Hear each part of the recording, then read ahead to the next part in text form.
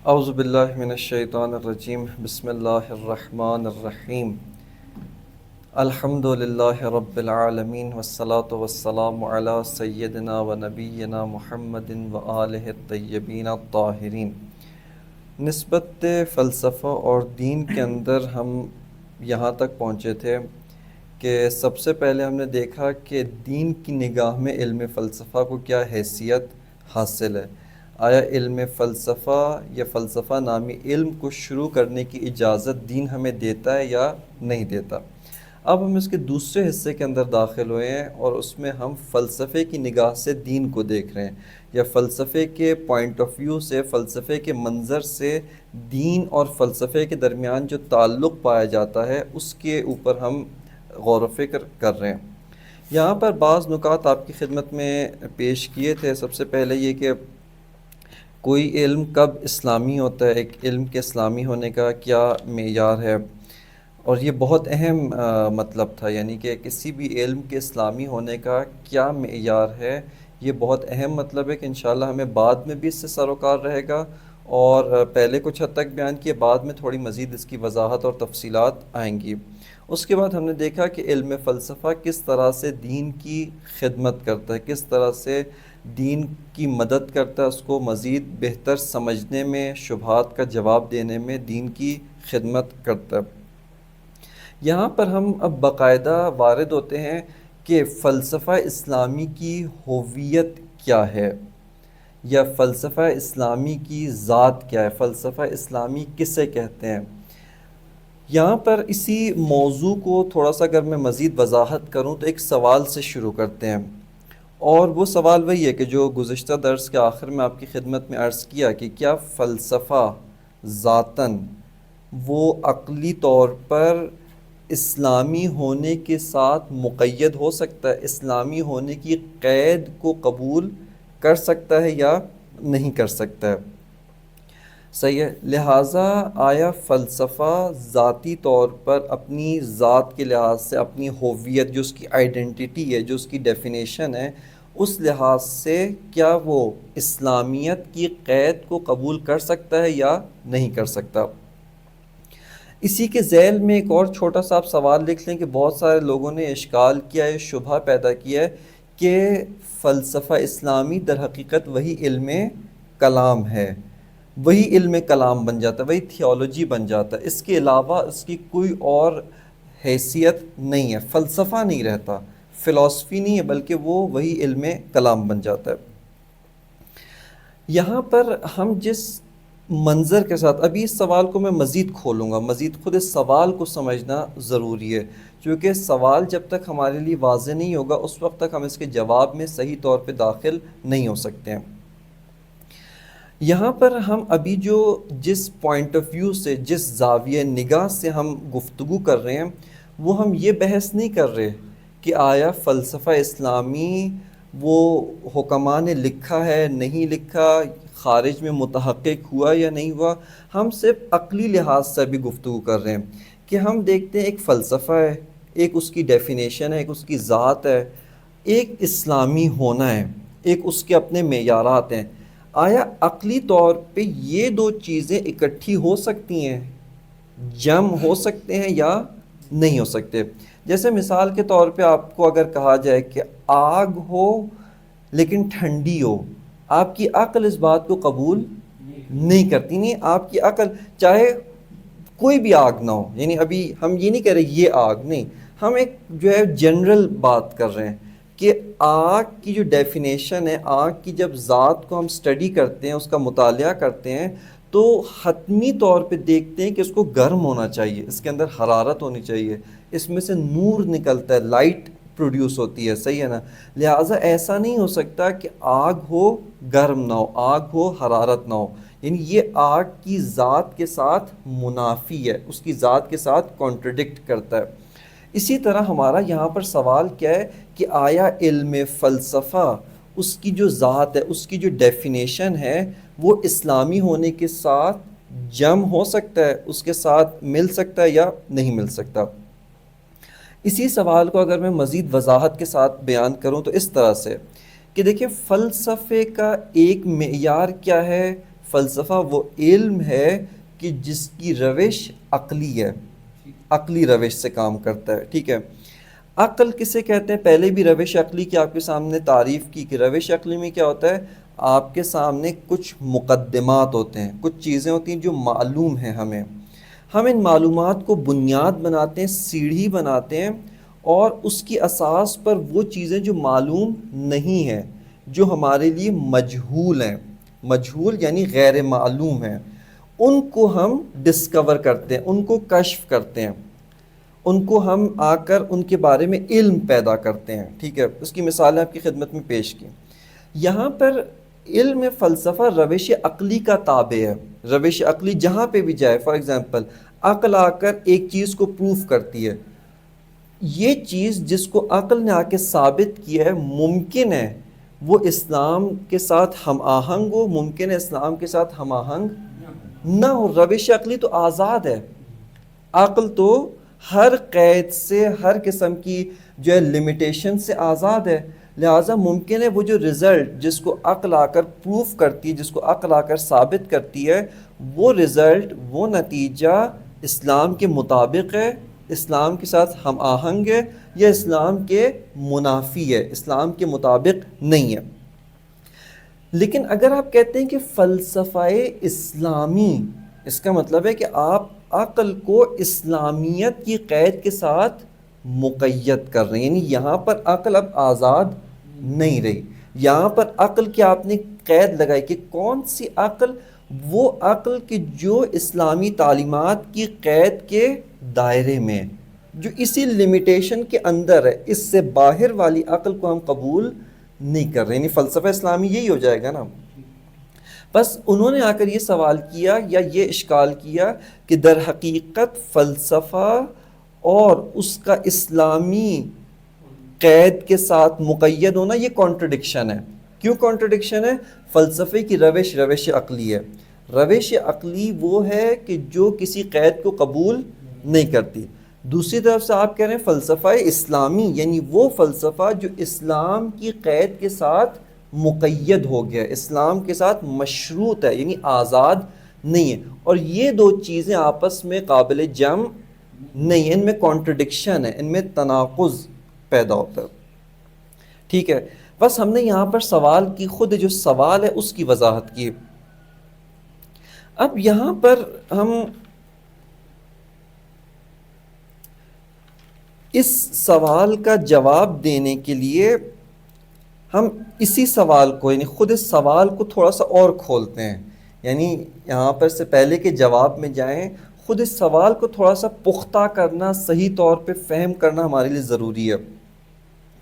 وہ یہ کہ علم فلسفہ کی 4 خصوصیات آپ کی خدمت میں پیش کی تھی، وہ 4 خصوصیات ہیں کسی کے ذہن میں کہ علم فلسفہ کی کیا خصوصیات ہیں؟ سب سے پہلے موضوع فلسفہ کیا ہے؟ موجود بما هو الموجود، صحیح ہے، یعنی بالفاظ دیگر ہستی سے، واقعیت سے، حقیقت سے، ٹھیک ہے۔ اس کے بعد دوسری خاصیت کیا تھی؟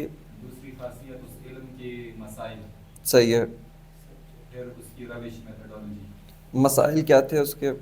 مسائل میں جو ہے عقائد کو، یہ تو اس کا ہدف آپ نے بیان کیا، مسائل جو تھے اسی ہستی کے کریکٹرسٹکس، اسی ہستی کی خصوصیات، اسی موجود کی خصوصیات۔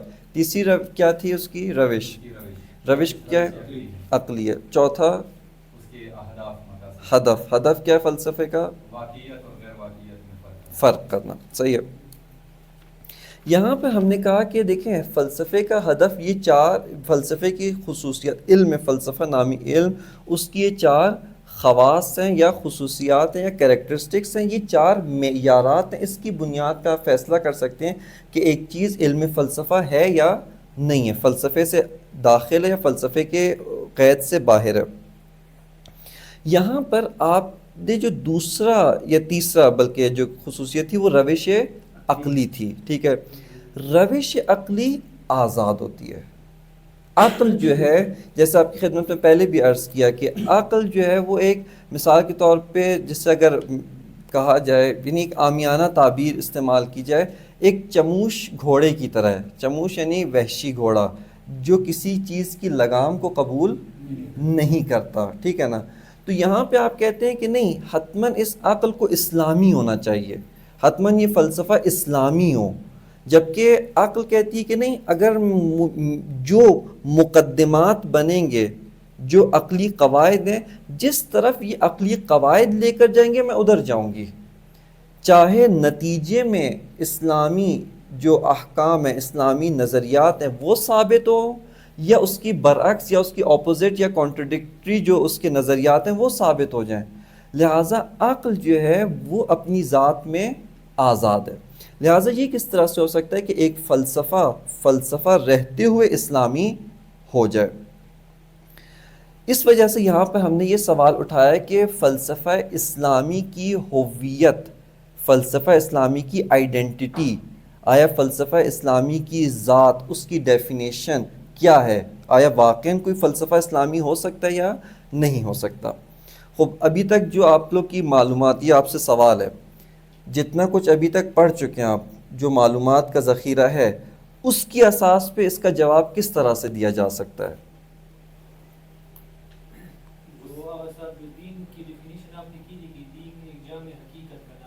صحیح ہے. تو اس کا مطلب یہ ہے کہ جو عقل ہے, عقل بھی دین کے مطابق ہی ہے.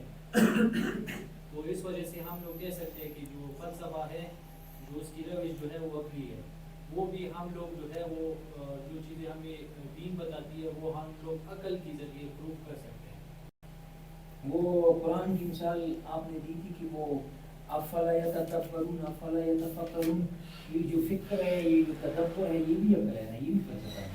نہیں ٹھیک ہے, میں جی بتائیں آپ یہ جو عقل ہے دین اس کے مخالف نہیں ہے, احسنت, لیکن یہ دین جو ہے یہ عقل کی رہنمائی کرتا ہے. ٹھیک ہے. وہ یہاں تک پہلا بات آپ نے ٹھیک کی کہ دین عقل کے مخالف نہیں ہے. دیکھیں میں آپ کو ایک ہنٹ دیتا ہوں, ایک تھوڑی سی مزید آپ کو, یعنی تاکہ سوچیں, اسلامی ہونے کے کتنے معیار تھے, کوئی علم اسلامی ہو اس کے کتنے معیارات تھے؟ ابھی آپ نے خلاصتاً بیان کیا نا, 3-4 معیارات ذکر کیے, ان میں سے کوئی معیار فلسفے میں پایا جاتا ہے؟ نہیں ہے فلسفے میں کوئی معیار نہیں ہے. اس میں جو تیسرا ہے جو علوم معاشرے کو فائدہ مند ہو, وہ جو ہے وہ ٹھیک ہے. اس کے علاوہ اور بھی تھے, اور بھی معیارات تھے, یہ تو شہید مطہری نے ذکر کیا تھا, اس کے بعد 2-4 چیزیں اور بھی اضافہ کی تھیں. اس کے علاوہ بھی مثلاً ایک تو ہم نے جو اس لحاظ سے بھی بات کی تھی نا کہ اگر موضوع مسائل ان کے لحاظ سے جو ہم نے بات کی ہے, تو جو دین کے موضوعات اور مسائل ہیں, فلسفہ بھی ان کے اوپر گفتگو کرتا ہے, صرف اس کی روش عقلی. ٹھیک ہے. اس لحاظ سے اگر وہ دین کو ثابت کر دیتا ہے تو یہ جو ایک تھا نا معیار کے نتیجے اور حد میں ملتے ہیں. ٹھیک ہے. پر اس لیے دیکھیں یہاں پہ ہمارا سوال کہ آیا فلسفہ اسلامی ہو سکتا ہے یا نہیں ہو سکتا. آپ کے پاس ابھی جو معلومات کا ذخیرہ ہے, جو چیزیں ہم پڑھ چکے ہیں, اس کی اساس پہ کیا جواب بنتا ہے؟ کیا فلسفہ اسلامی ہو سکتا ہے یا نہیں ہو سکتا؟ کیا جواب دیں گے؟ ہو سکتا ہے. کیسے ہو سکتا ہے؟ یعنی اگر ہم یہ 4 چیزیں دیکھیں کسی بھی علم کو بطور سائنس جب ہم دیکھیں, ٹھیک ہے, سب سے پہلی چیز ہمارے پاس موضوع آتی ہے. ٹھیک ہے. واقعیت شناسی ہے. تو واقعیت شناسی میں دین نے بھی کچھ چیزوں کو ذکر کیا ہے, تو اب اس نے جو ہے دین نے ٹاپکس دے دیے ہیں فلسفے کو. ٹھیک ہے. تو اب ایک چیز کو ہم فلسفے کی روح سے جب دیکھیں گے کہ یہ واقعیت ہے یا نہیں ہے, جب اس کا اس بات ہو جائے گا تو خود بخود جو ہے وہ چیز ثابت ہو جائے گی اور کلیئر ہو جائے گی ہمارے لیے, تو وہ عین دین کے مطابق ہو جائے گی. اگر دیکھیں یہ ٹھیک ہے, آپ بیان صحیح کر رہے ہیں, لیکن مسئلہ یہ ہے کہ جو یعنی تھوڑا سا اگر اس کو ایک ٹیکنیکل طور پہ, فنی طور پہ بیان کریں تو آپ کی خدمت میں کیا عرض کیا تھا؟ آپ کی خدمت میں عرض کیا تھا کہ اس علم کا محتوا, اس کا جو کانٹینٹ ہے, اس کا جو سبجیکٹ ہے, موضوع اور اس کی روش, اس کی اگر دین تائید کرتا ہے وہ علم اسلامی ہوتا ہے. تو آیا فلسفے کے موضوع جو واقعیت شناسی ہے, دین اس کی تائید نہیں کرتا؟ کرتا ہے. اس کی جو روش ہے, دین اس کی تائید نہیں کرتا؟ اس کے جو اہداف ہیں, دین اس کی تائید نہیں کرتا؟ بس اس بنیاد پر فلسفہ اسلامی علم ہے. جو آپ نے بات کی تھی صاحب کہ جو ہے وہ فلسفے کو میدان پرووائڈ کرتے ہیں نا, اور ٹاپکس جو ہے فلسفہ وہ دین سے لیتے ہیں حقیقت تک پہنچنے کے لیے. صحیح ہے, پر اس جہت سے بھی فلسفہ اسلامی ہے. یہاں پر آپ کی جو میں یہ چاہ رہا تھا کہ جو آپ نے پڑھا ہے نا ابھی تک, جو آپ لوگ کی معلومات کا ذخیرہ ہے, اس کی بنیاد پر یہ جواب بنتا ہے, اور یہاں پر اس سوال کا جواب یہیں پر درست طور پہ واقع ہو جاتا ہے. لیکن اس سے اوپر ایک اور جواب ہے, یعنی ہم چاہتے ہیں کہ تھوڑا سا اور دیکھیں. ہمارا سوال کیا تھا کہ عقل جو ہے وہ روش قید اسلامیت کو قبول کرتی ہے یا نہیں کرتی, یعنی آیا عقل جو ایک آزاد چیز ہے, جدھر بھی اس کے مقدمات جائیں گے, قواعد عقلی جائیں گے, عقل اسی طرف جائے گی. تو عقل آیا اسلامیت کی قید کو قبول کرتی ہے یا نہیں کرتی. خب یہاں پر ہم مقدمتاً دو چیزوں کو ذکر کریں گے. سب سے پہلے عقل کی دو اقسام ہیں. مقدمہ اول کیا ہے کہ عقل کی دو اقسام ہے, دو قسمیں, دو طرح کی عقل ہے.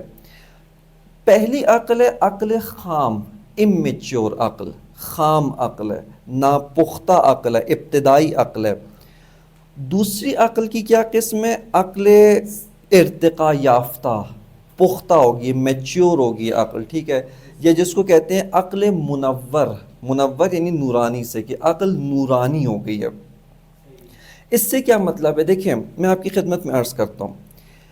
عقل انسان کی زندگی کے بہت سارے سٹیجز ہیں نا, مراحل ہیں. وہ تعقل شروع کرتا ہے, وہ سوچ بچار تعقل کرنا شروع کرتا ہے, اپنی عقل کو استعمال کرنا شروع کرتا ہے. اس کا طریقہ کار کیا ہوتا ہے کہ عقل کے پاس بعض معلومات ہیں, ان کو وہ سیڑھی بناتی ہے, سٹیپ بناتی ہے, تاکہ اور معلومات کو دریافت کر سکے, ان کو سمجھ سکے, ان کے اوپر اس کو یقین حاصل ہو جائے. اب عقل آتی ہے, آ کر اس نے دو تین چیزوں کو سٹیپ بنایا, سیڑھی بنائی, سیڑھی بنا کر ان کے ذریعے سے ایک چیز, ایک مطلب کو اس نے آ کر ثابت کیا, ایک مطلب کو آ کر اس نے جو ہے وہ اس بات کر لیا. اب یہاں پر عقل جو ہے اس کے لیے یہ جائز نہیں ہے کہ کوئی اور راستہ اختیار کرے, کہ پہلا مطلب جو خود ثابت کر چکی ہے, جس کے اوپر اس کے پاس دلیل موجود ہے, وہ اس کے ساتھ کیا کرتا ہو, کانٹرڈکٹ کرتا ہو, وہ اس کے ساتھ مخالفت کرتا ہو. مثال آپ کی خدمت میں پیش کرتا ہوں. ایک قاعدہ ہے جس کو اصطلاحی زبان میں کہتے ہیں استحالہ اجتماع نقیضین. استحالہ اجتماع نقیضین. استحالہ اجتماع نقیضین کا کیا مطلب ہے, دیکھیں نقیضین یعنی دو چیزیں جو بالکل ایک دوسرے کی کانٹرڈکشن میں ہیں, بالکل ایک دوسرے کے اپوزٹ ہیں, بالکل نقیض, صحیح ہے نا.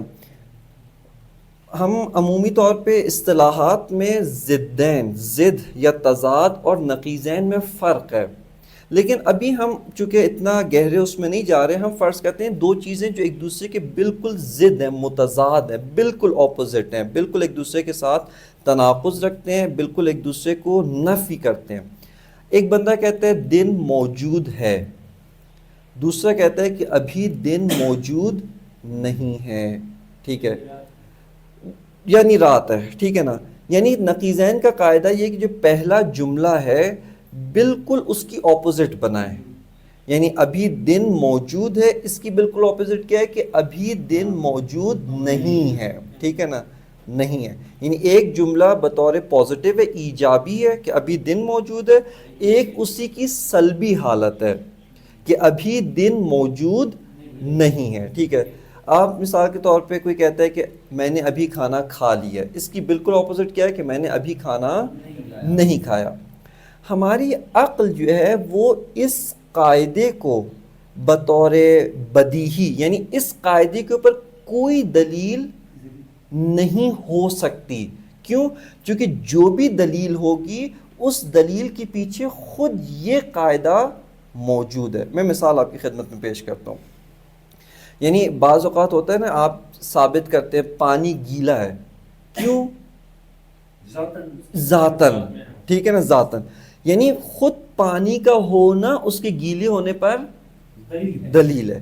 اسی طرح یہ قاعدہ خود اپنے اوپر دلیل ہے, یہ قاعدہ خود اپنے اوپر دلیل ہے. یعنی اگر آپ اس قاعدے کے لیے کوئی دلیل لائیں گے وہ دلیل خود اس قاعدے سے کیا کر رہی ہے؟ استفادہ کر رہی ہے. یہاں پہ ایک علامہ طباطبائی ایک بات کہتے ہیں کہ جس چیز کا انکار اس کے اثبات کا سبب بنتا ہے، وہ اس کا مطلب ہے کہ وہ چیز قابل انکار نہیں ہے. سادہ سی مثال دوں، کوئی آدمی آ کے کہتا ہے کہ علت اور معلول، کاز اینڈ ایفیکٹ کا جو قانون ہے یہ باطل ہے. آپ اس سے پوچھیں کیا دلیل ہے، وہ دلیل بیان کرے. اس کا مطلب ہے کہ یہیں پر آپ نے کاز اینڈ ایفیکٹ کا قانون ثابت کیا. کیوں؟ چونکہ جو دلیل ہے وہ علت ہے تاکہ نتیجہ حاصل ہو سکے. یعنی دلیل اپنے نتیجے کے لیے علت ہے، یہ اس کا معلول ہے. دلیل کاز ہے، یہ اس کا ایفیکٹ ہے. بس آپ خود کاز اینڈ ایفیکٹ کے قاعدے کو استعمال کرتے ہوئے کاز اینڈ ایفیکٹ کی جڑیں کاٹ رہے ہیں. یعنی اس کی مثال ویسی ہے کہ آپ اس ٹہنی پہ بیٹھ کے سامنے سے کیا کر رہے ہیں، ٹہنی کا جو ہے وہ سرا کاٹ رہے ہیں.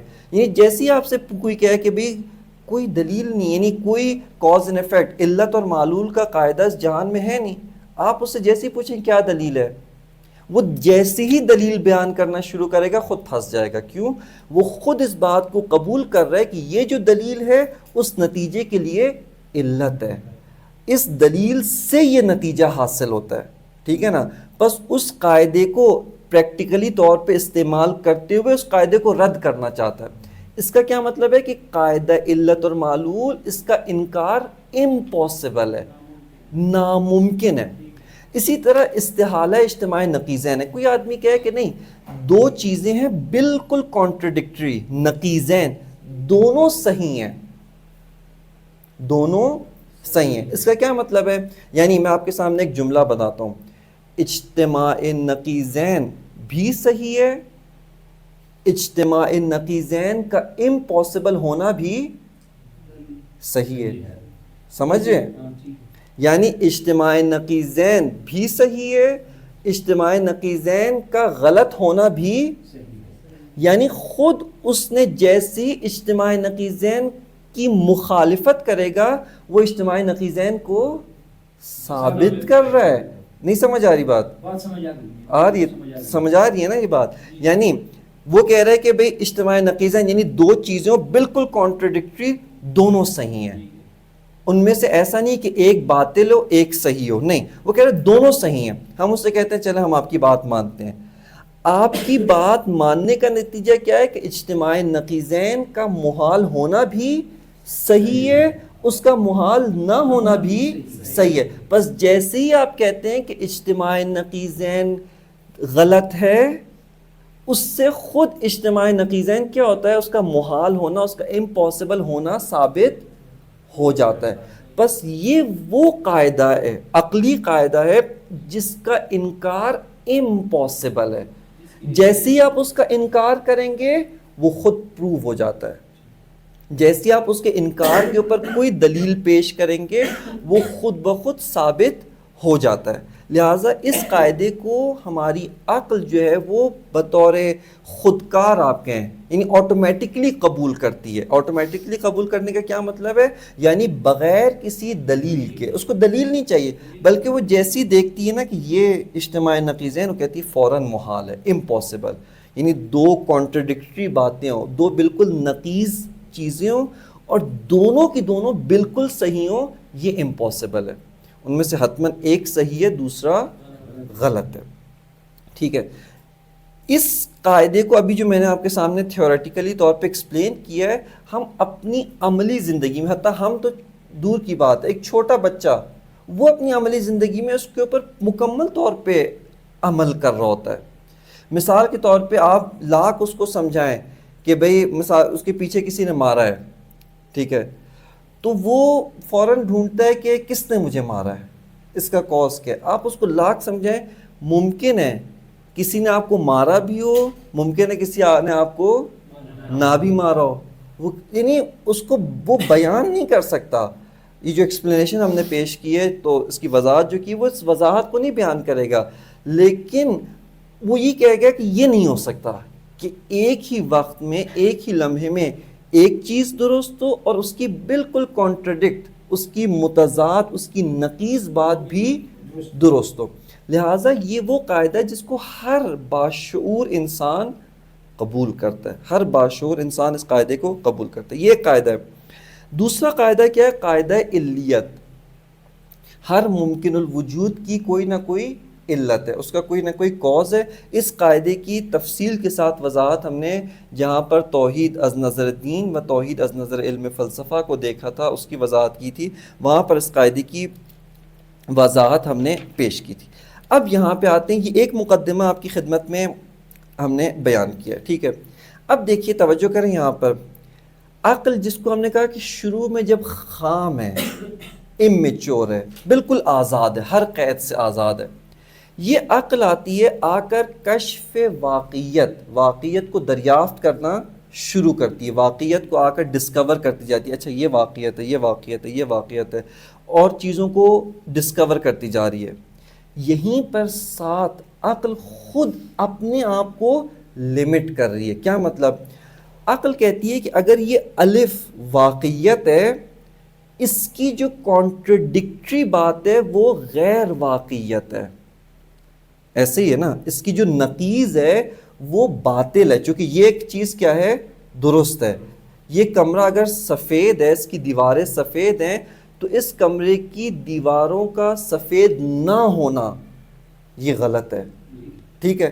یہاں پر عقل آتی ہے، آ کر عقل میچیور ہو رہی ہے. کیا مطلب میچیور ہو رہی ہے؟ یعنی خود آپ نے کہا عقل آزاد ہے، لیکن عقل خود اپنے آپ کو لمٹ کر رہی ہے، خود مقید کری. کیا مطلب؟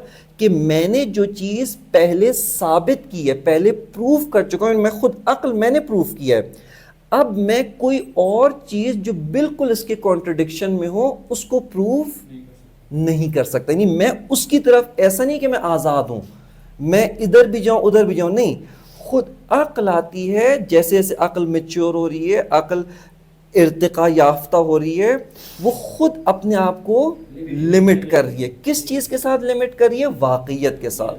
یعنی اگر عقل نے آ کر اس چیز کے واقعی ہونے کو ثابت کیا ہے، تو اس کی جو نقیض ہے، اس کی جو کانٹرڈکشن ہے، کبھی بھی اس کے واقعی ہونے کو ثابت نہیں کر سکتی. یعنی عقل یہاں پہ اب نہیں کہے گی کہ ابھی بھی میں آزاد ہوں، یا ادھر جاؤں یا ادھر جاؤں. نہیں، میں نے چونکہ اس مطلب کو ثابت کر دیا ہے، لہٰذا اب میں آزاد، اس معاملے میں کم از کم میں آزاد نہیں ہوں. سمجھ آ رہی ہے نا بات؟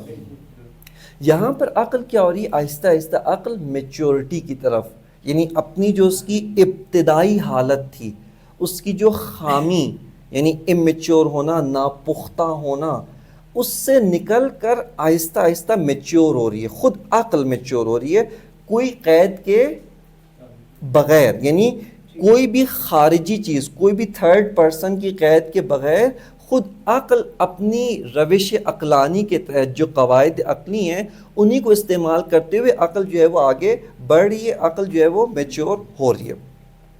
بس یہاں پر ہم نے ایک چیز جس کو واضح کیا وہ یہ ہے کہ اگر عقل جو ہے، جس کو شروع میں کہا کہ آزاد ہے، بالکل کہیں پہ بھی جا سکتی ہے، لیفٹ جا سکتی ہے، رائٹ جا سکتی ہے، کہیں پہ بھی جا سکتی ہے، ٹھیک ہے نا، اس کو کیا نام دیا؟ عقل خام، ناپختہ.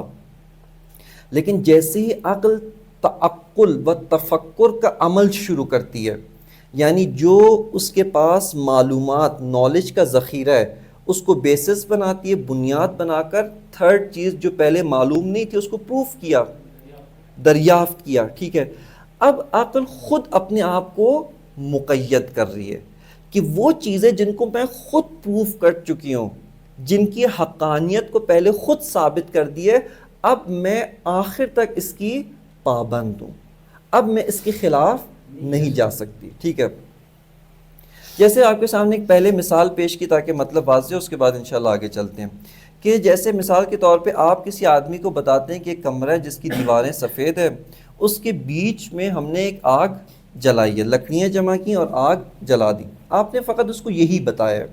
اب وہ آدمی اپنی عقل سے سوچنا شروع کرتا ہے، اپنی عقل کے مطابق آ کر جو ہے وہ جو چیز اس کو معلوم نہیں ہے اس کو دریافت کرتا ہے. کہتا ہے کہ آگ ہے، پس حرارت بھی ہوگی، اس کا مطلب ہے کمرے کا جو درجہ حرارت ہے وہ بڑھ چکا ہے، زیادہ ہو چکا ہے.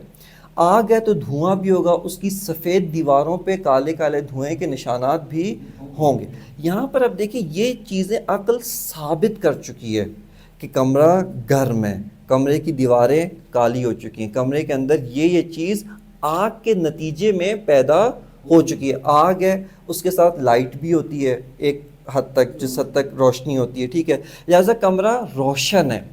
اب عقل آ کر کسی اور راستے سے ان تین چیزوں کے خلاف کسی اور مطلب کو ثابت نہیں کر سکتی. یعنی عقل یہ نہیں کہہ سکتی کہ اچھا کمرے کی دیواریں کالی بھی ہوں، ممکن ہے کالی نہ ہوں، یعنی کالی نہ ہوں. نہیں، جب آپ نے روش عقلی کے ذریعے اس بات کو ثابت کر لیا کہ کمرہ روشن ہے، اس آگ کی وجہ سے اس کی دیواریں کالی ہو گئی ہیں، اس آگ کی وجہ سے حرارت کا درجہ بڑھ چکا ہے، ٹمپریچر بڑھ چکا ہے، اب آ کر عقل جو ہے ان تین چیزوں کو جس کو خود پروف کیا ہے ان کے ذریعے مقید ہے، ان کی لمٹ میں اس کو کراس نہیں کر سکتی.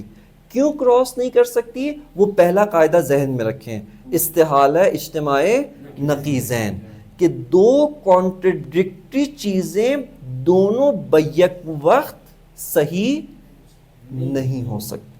حتماً ان میں سے فقط ایک صحیح ہے، فقط ایک صحیح ہے، دوسری حتماً غلط ہے.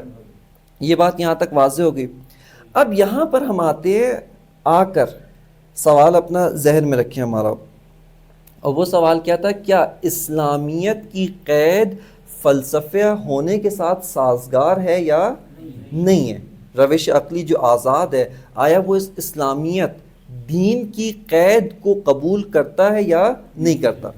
خوب یہاں پر آ کر ہم بطور ازمپشن ابھی صرف ایک جملہ کہوں گا، اور وہ یہ کہ اگر عقل خود عقلی بنیاد کے اوپر آئے اور آ کر دین کو قبول کرے تو یہاں پر عقل پابند ہے کہ اس دین کے تحت چلے.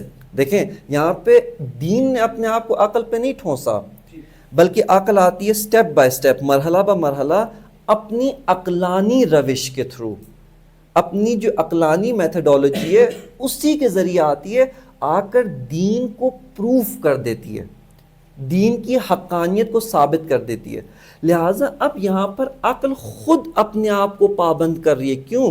کہ میں نے خود دین کو پروف کیا ہے، میں نے خود دین کی حقانیت کو ثابت کیا ہے، لہٰذا کہیں پر بھی میں اس دین کی لیمٹس کو کراس، یعنی میں چونکہ دین پر ایمان رکھتا ہوں اس وجہ سے نہیں، بلکہ چونکہ میں نے دین کو عقلی طور پہ ثابت کی ہے، لہٰذا جو چیز جس کو عقل میں نے خود، یعنی عقل اپنے آپ سے کہتی ہے کہ میں عقل جس چیز کو اپنی روش عقلانی کے تھرو، اس عقلانی میتھڈولوجی کے تھرو میں ثابت کر چکا ہوں، اس تک مجھے آخر تک اس کا پابند رہنا ہے. بس یہاں پر عقل خود اپنے آپ کو لمٹ کرتی ہے، یعنی عقل کے اوپر کوئی تیسری چیز اپنے آپ کو عقل کے اوپر انفورس نہیں کر سکتی، ٹھونس نہیں سکتی. لیکن ہاں عقل خود اپنے آپ کو قید لگاتی ہے، خود عقل اپنے آپ کو مقید کر سکتی ہے. یہ ایک بات ٹھیک ہے. اب آئیں دوسرا مقدمہ، وہ ہے کہ عقل کے اندر ایک اور صلاحیت موجود ہے جو بہت کم اور چیزوں میں، اور وہ یہ ہے کہ عقل جو ہے وہ خود اپنے آپ کو بھی اسٹڈی کرتی ہے، خود عقل کا مطالعہ کرتی ہے، خود عقل کے ذریعے عقل کو سمجھا جاتا ہے. آپ مثال کے طور پہ ابھی میں آنکھ کے ذریعے آپ سب کو دیکھ رہا ہوں، لیکن درحالی کے آنکھ کے ذریعے آپ کو دیکھ رہا ہوں، آنکھ خود کو نہیں دیکھ رہی، آئینے کے ذریعے میں اپنی آنکھ کو دیکھتا ہوں. اگرچہ مجھے معلوم ہے کہ میرے پاس آنکھ ہے، لیکن آنکھ خود آنکھ کو نہیں دیکھ سکتی. ٹھیک ہے، عقل اس طرح سے نہیں ہے. یہ ایک مثال ہے، ٹھیک ہے، ایک مثال ہے بات سمجھانے کے لیے. عقل کیا کرتی ہے؟ عقل خود اپنے آپ کو بھی اسٹڈی کرتی ہے، خود عقل اپنے آپ کا بھی مطالعہ کرتی ہے کہ میں کیا ہوں، یعنی میں عقل کی کیا ڈیفینیشن ہے، میں عقل کی کیا ذات ہے، میری کیا ہویت ہے، صحیح ہے نا، میری کیا شناخت ہے، میں کیا ہوں. سوال یہ کہ میری کیا پراپرٹیز ہیں، میری کیا کریکٹرسٹکس ہیں، خصوصیات ہیں. عقل آ کر خود، یعنی گویا یوں سمجھیں کہ عقل خود کو یہاں پہ رکھتی ہے اور یہاں سے اپنے آپ کو فوکس کر کے زوم کر کے اپنے آپ کی اسٹڈی کر رہی ہے، اپنے آپ کو مطالعہ کر رہی ہے، اپنی خصوصیات کے بارے میں جان رہی ہے، اسٹڈی کر رہی ہے۔ عقل کی بہت ساری خصوصیات ہیں، بہت ساری کوالٹیز۔ مثال کے طور پہ عقل کو خود معلوم ہے کہ میں چیزوں کی حقیقت کو دریافت کر سکتی ہوں، یعنی میں چیزوں کی حقیقت، ان کی واقعیت کو کشف کر سکتی ہوں، برخلاف جو حکمائے غربی کہتے ہیں، ان کا ہم نے بہت ساری جگہوں پہ ان کے اوپر اشکال بھی کیا، ان کو رد بھی کیا کہ ان کی بات درست نہیں ہے، صحیح نہیں۔ انہی میں سے عقل کو ایک اور چیز بھی پتہ ہے، اور وہ یہ کہ میری کچھ لمیٹیشنز ہیں، میری کچھ محدودیت ہے، صحیح ہے۔ جیسے مثال دیتا ہوں آپ کو، آپ جب ایک دور کی چیز دیکھ رہے ہوتے ہیں، آپ کی آنکھ فوکس کر رہی ہوتی ہے، اسی آنکھ کو یہ پتہ چل رہا ہے کہ میں اگرچہ دیکھ رہا ہوں لیکن چونکہ فاصلہ بہت زیادہ ہے، وہ چیز میری رینج سے باہر ہے، لہٰذا میں اس کو صحیح طور پر نہیں دیکھ پا رہی، یعنی آنکھ کو خود اپنی لیمیٹیشنز کا پتہ چل رہا ہوتا ہے۔ عقل بھی اسی طرح ہے، یعنی عقل کو پتہ ہے کہ اگرچہ میں چیزوں کی حقیقت کو دریافت کر سکتا ہوں لیکن میری ایک لمیٹیشن ہے، میں ان لمیٹڈ پاور نہیں رکھتا۔ میری جو قدرت ہے چیزوں کو حاصل کرنے کی، چیزوں کو سمجھنے کی جو پاور ہے، جو کشف حقیقت کی قدرت ہے، وہ ایک لمیٹڈ قدرت ہے، محدود قدرت ہے۔ یہ ایک بات۔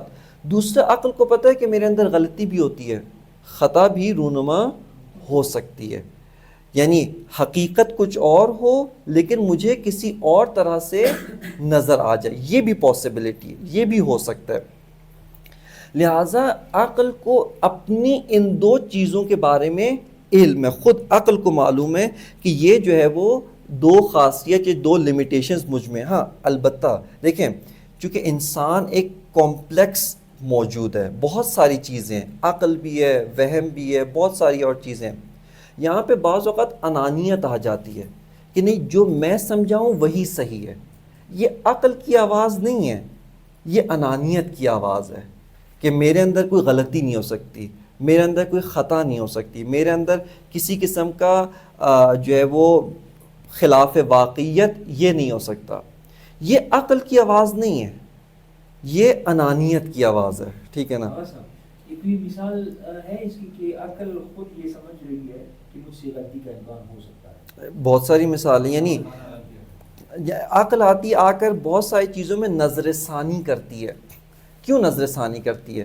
چونکہ احتمال خطا، پاسبلٹی ہے، اس کو یقین نہیں کہ میں نے حتماً خطا کی ہے، نہیں، پاسبلٹی ہے کہ میں نے خطا کیا ہو، لہٰذا آتی آ کر دوبارہ اس کے اوپر نظر ثانی کرتی ہے، پھر آتی ہے تیسری مرتبہ اسی چیز کو دیکھتی کہ آیا جو میتھڈولوجی، جو قواعد عقلی ہیں، میں نے درست طور پہ ان سے استفادہ کیا ہے یا نہیں کیا۔ یہاں پر آتی ہے عقل اور آ کر دوبارہ وہ دیکھتی ہے۔ پس خود عقل کو معلوم ہوتا ہے کہ میں خطا بھی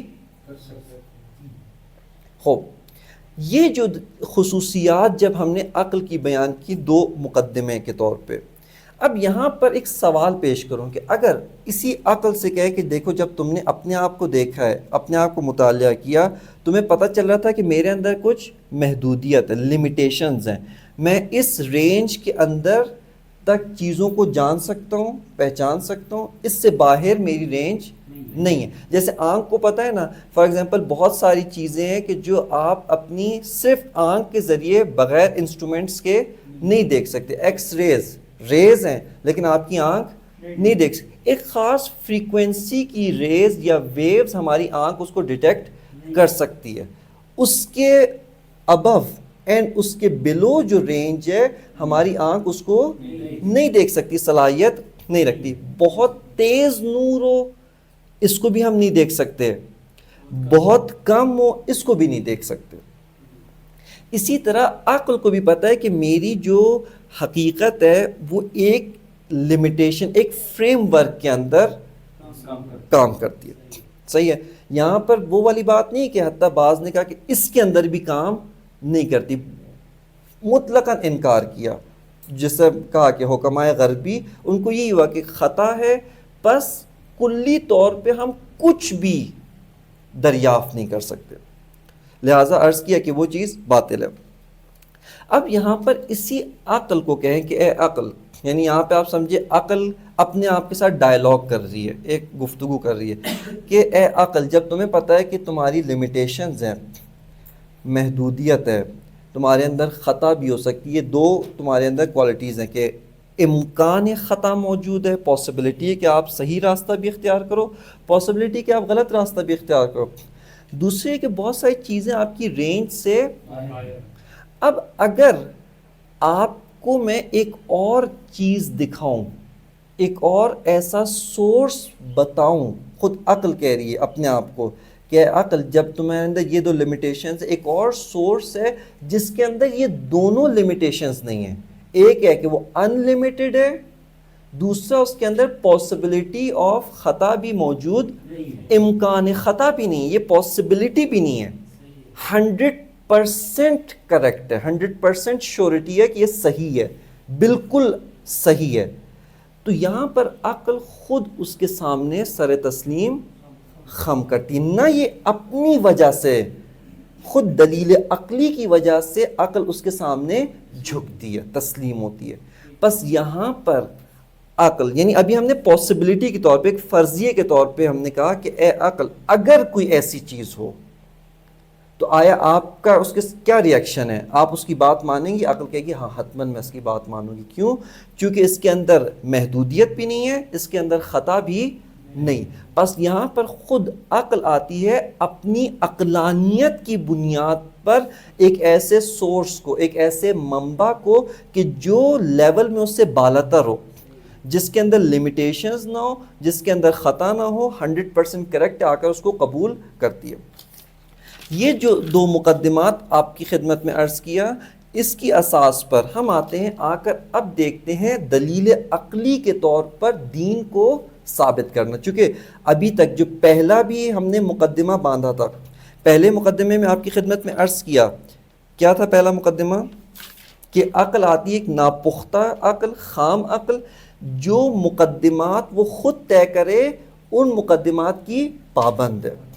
یہ دوسرا جو مقدمہ آپ کی خدمت میں عرض کیا کہ عقل کو پتہ ہے میری کچھ لمیٹیشنز ہیں، میری کچھ محدودیت ہے، اگر میرے سامنے کوئی ایسا سورس پیش ہو جس کے اندر کوئی غلطی نہ ہو، کوئی محدودیت نہ ہو، میں حتماً ان کے سامنے تسلیم ہو جاؤں گی۔ اب یہاں پہ آتے ہیں دلیل عقلی کی بنیاد پر دین کو ثابت کرنا، سمجھ رہے ہیں؟ یعنی ہم بالکل عقلی مقدمات، ایمان کو ایک طرف رکھیں، ایمان فی الحال ہمارا دخیل نہیں ہے، یعنی ہم چونکہ مسلمان ہیں اس وجہ سے تعصب رکھتے ہیں، یہ چیز ایک طرف ہے، ایمان ایک طرف، بالکل اپنی عقل کو آپ آزاد چھوڑیں، دیکھیں کہ آیا آزاد عقل آتی ہے خود دین کو ثابت کر پاتی ہے یا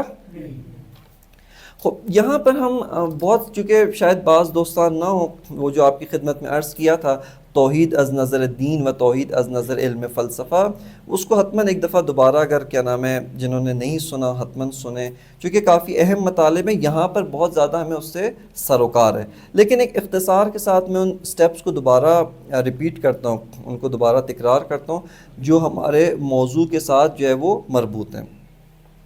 سب سے پہلا مقدمہ یہ ہے کہ عقل آتی ہے، سب سے پہلا مقدمہ یہ ہے کہ عقل آتی ہے آ کر خود انسان یا اس کے اطراف میں جتنی چیزیں ان کو اسٹڈی کرتی ہے، ان کو مطالعہ کرتی ہے۔ کس طرح کا مطالعہ؟ نہ فزیکل نہ لیبارٹری کا، بلکہ عقلانی مطالعہ، اور آ کر دیکھتی ہے کہ ایگزسٹنس، موجودیت، ان کا ہونا، ان کی ہستی، یہ ان کا اپنا ذاتی نہیں ہے۔ کس بنیاد پہ کہتی ہے ایگزسٹنس، موجودیت؟ مثال آپ کی خدمت میں عرض کی، جیسے ایک چیز پہلے موجود نہیں تھی، بعد میں موجود ہوتی ہے، پھر دوبارہ ختم ہو جاتی ہے، ٹھیک ہے؟ یہاں پہ عقل کہتی ہے کہ اگر یہ جو چیز ہے XYZ، اس کا ہونا، ہستی، موجودیت اس کا اپنا ہے، ذاتی ہے، اس کی اپنی کیریکٹرسٹک ہے، تو اس کو ہمیشہ سے ہونا چاہیے، ہمیشہ تک ہونا چاہیے، ہمیشہ کے لیے ہونا چاہیے۔ چونکہ دیکھیں موجودیت اس کی اپنی وجہ سے ہے، تو اس کو کسی بھی وقت معدوم یا کسی بھی وقت اس کو ختم نہیں ہونا چاہیے. بس اس چیز کا پہلے نہ ہونا، ایک خاص وقت میں موجود ہونا، دوبارہ ختم ہو جانا، اس بات کے اوپر دلیل ہے کہ یہ چیز ہمیشہ سے موجود نہیں ہے، یا بالفاظ دیگر یہ چیز ایگزسٹنس، ہستی، موجودیت اس کا اپنا ذاتی نہیں ہے. یہاں پر دوسرا قاعدہ آتا ہے عقلی، وہ اس کے تھوڑے سے اور سٹیپس بیان کیے تھے، وہ انشاءاللہ آپ جا کے رجوع کریں. دوسرا قاعدہ آتا ہے، وہ قاعدہ یہ کہتا ہے کہ ہر وہ چیز جس کے لیے ایگزسٹنس اس کا اپنا ذاتی نہیں ہے، اس کا موجود ہونا، اس کی ہستی، اس کا وجود میں آنا، موجودیت اس کا اپنا ذاتی نہیں ہے، وہ حتمی طور پر ایک علت کا، ایک کاز کا محتاج ہے. اسی قاعدے کو آپ کی خدمت میں عرض کیا کہ جس کو اصطلاحی زبان میں کہتے ہیں کہ ہر ممکن الوجود ایک علت کا محتاج ہے. ممکن الوجود کا کیا مطلب ہے؟ ممکن الوجود یعنی وہ ذات، وہ چیز کہ جس کے لیے ایگزسٹنس اس کا اپنا ذاتی نہ ہو، اس کو ممکن الوجود کہتے ہیں. اس کے جو مقابلے میں دوسری ٹرمینالوجی ہے وہ ہے واجب الوجود. واجب الوجود کس کو کہتے ہیں؟ یعنی جس کی ایگزسٹنس کسی اور کی وجہ سے نہیں ہے بلکہ اس کی اپنی وجہ سے ہے، یعنی اس کی ذات ہی ایسی ہے، اس کی سمجھے کوالٹی، اس کی ڈیفینیشن ہی ایسی ہے کہ جس کی وجہ سے اس کی ایگزسٹنس اس کی اپنی وجہ سے ہے. اس نے کسی اور سے قرض کے طور پہ ایگزسٹنس حاصل نہیں کیا، اس کی اپنی وجہ سے ایگزسٹنس ہے. آپ اس سے پوچھیں کیوں وہ موجود ہے؟ اپنی وجہ سے. یہاں پر کیوں کا سوال غلط ہے، یعنی چونکہ وہ ہے پس موجود ہے. سمجھ رہے ہیں؟ یعنی آپ سے وہی والی بات ہے جیسے پوچھے کہ کیوں پانی مرطوب ہے، کیوں پانی گیلا ہوتا ہے؟ کیونکہ پانی ہے، ذاتی ہے. ٹھیک ہے نا؟ پانی کا گیلا ہونا اس کا. کیوں آگ گرم ہے؟ چونکہ آگ ہے. کارپٹ کیوں گیلا ہے؟ چونکہ پانی گرا ہے. یعنی کارپٹ کے گیلے ہونے کی وجہ یہ ہے کہ اس کے اوپر پانی گرا ہے. یہ ممکن الوجود یہ کیوں موجود ہے؟ چونکہ علت نے اس کو، کاز نے آ کر اس کو ایجاد کیا ہے، اس کو کریٹ کیا ہے، اس وجہ سے موجود ہے. لیکن جس طرح کہ پانی کیوں گیلا ہے؟ چونکہ اس کا پرسنل، اس کی ذاتی خصوصیت، یہ کریکٹرسٹک یہ کہ وہ گیلا ہے. اگر گیلا نہ ہو تو پانی ہی نہیں ہے. ٹھیک ہے؟ اسی طرح واجب الوجود وہ ہے جو اپنی وجہ سے موجود ہے، کسی علت، کسی کاز کے بغیر وہ خود موجود ہے. لہٰذا آپ کی خدمت میں عرض کیا کہ یہ جو بعض ایک شبہ کرتے ہیں نا، سوال اٹھاتے ہیں ہر چیز کو خدا نے پیدا کیا ہے، خدا کو کس نے پیدا کیا؟ ہر چیز کی اگر علت، اس کا کریٹر خدا ہے تو خدا کو کس نے پیدا کیا؟ خدا کی علت کیا ہے؟ خدا کو کس نے کریٹ کیا؟ یہ سوال غلط ہے. کیوں؟ قاعدہ یہ نہیں ہے کہ ہر چیز کی علت ہے، نہیں، قاعدہ یہ ہے کہ ہر ممکن الوجود کو علت کی ضرورت ہے، جس کی کریشن اس کی اپنی وجہ سے نہ ہو، جس کی ہستی، اس کا موجود ہونا اس کی اپنی وجہ سے نہ ہو، اس کو علت کی ضرورت ہے. لیکن اگر کوئی ایسا موجود ہو، اگر کوئی ایسی ذات ہو جس کی ہستی، جس کا موجود ہونا، جس کا ایگزسٹنس اس کی اپنی وجہ سے ہے، یہاں پر اس کو کسی کریٹر کی، کسی علت کی ضرورت نہیں ہے. بس پہلی چیز آپ کی خدمت میں عرض کی کہ یہ جو موجودات ہیں ہمارے اطراف میں، ان کے اندر بہت ساری کریکٹرسٹکس کی وجہ سے ہم پاتے ہیں کہ یہ کیا ہیں؟ ممکن الوجود ہیں. ایگزسٹنس ان کی اپنی وجہ سے نہیں ہے. یہ پہلا. دوسری چیز، دوسرا قاعدہ عرض کیا آپ کی خدمت میں کہ عقل آتی آ کے کہتی ہے کہ ہر ممکن الوجود کے لیے علت کا ہونا ضروری ہے. تیسرا سٹیپ یہاں پر یہ ہے کہ یہ جو ممکن الوجود ہے اس کی علت ہے، اس کا کاز ہے. عقل آتی ہے، اس کاز کو دیکھتی ہے، اس کاز کا مطالعہ کرتی ہے، اس کو اسٹڈی کرتی ہے کہ آیا یہ جو کاز ہے یہ خود اپنی وجہ سے ایگزسٹ کرتا ہے یا اس کی ایک اور علت ہے. سمجھ رہے بات؟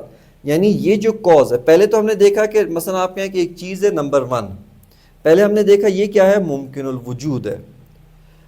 اس کے لیے کیا ہو؟ ایک علت ہو، ایک کاز کا ہونا ضروری ہے. ہم آتے ہیں، اب ہم نے اس 1 کو چھوڑ کے 2 پہ پہنچے جو اس کی کیا ہے؟ علت ہے.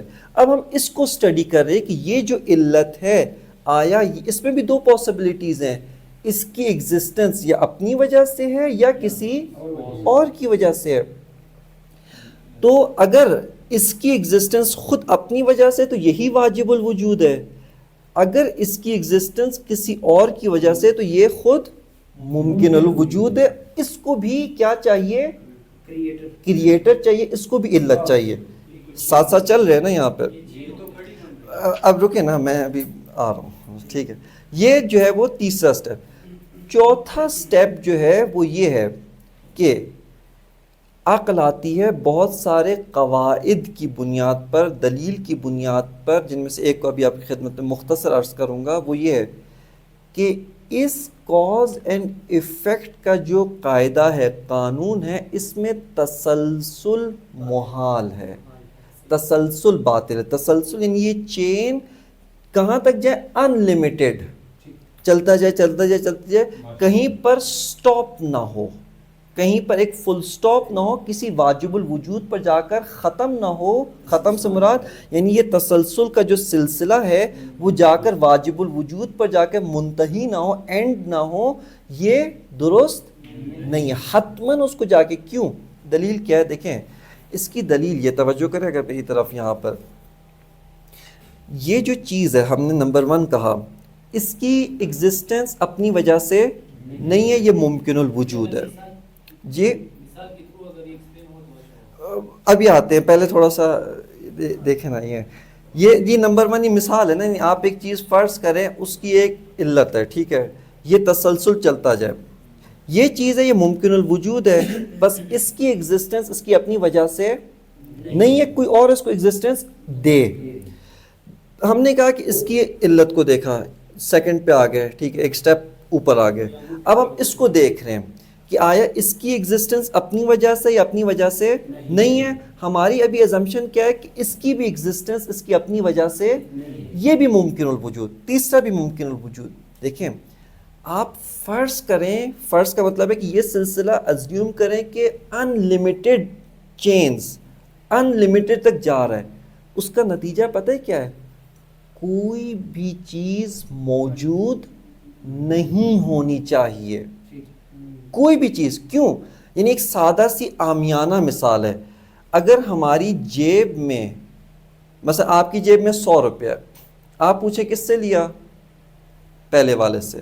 اس نے پہلے والے سے، پہلے یہ کہیں پر جا کر اینڈ نہ ہو تو اصلاً وہ 100 روپیہ ہو ہی، کیونکہ ہر ایک نے اپنی ایگزسٹنس دوسرے سے لی ہے، جبکہ کسی کے پاس خود ایگزسٹنس موجود نہیں ہے. توجہ کر رہے ہیں بات کو؟ پہنچ رہے ہیں یعنی کیا، کس طریقے سے ہم جا رہے ہیں؟ یعنی کسی کے پاس بھی ایگزسٹنس نہیں ہے، کیونکہ ہر کوئی ممکن الوجود ہے. یعنی یہاں پر یہ جو چین ہم نے ان لمیٹڈ اس کی کڑیاں فرض کی ہیں، ان لمیٹڈ اس کی حلقے ہیں، زنجیر کے حلقے کی طرح ہم بناتے گئے. یہ ممکن ہے، یہ ممکن الوجود، اس سے اوپر ممکن الوجود، اس سے اوپر ممکن الوجود، اس سے اوپر ممکن الوجود.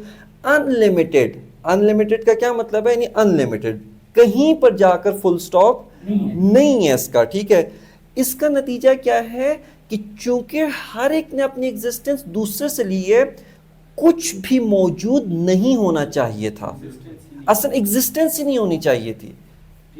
سمجھ آ رہی ہے بات؟ ایک سمپل سی مثال دے سکتا ہوں. جی اچھا، اگر مطلب کو واضح کر. ہم سنوکر کے بالز کی مثال لیں کہ اس میں نے اسٹک اٹھائی اور میں نے وائٹ بال کو پش کیا اور اس نے باقی ساری بالز میں حرکت دی.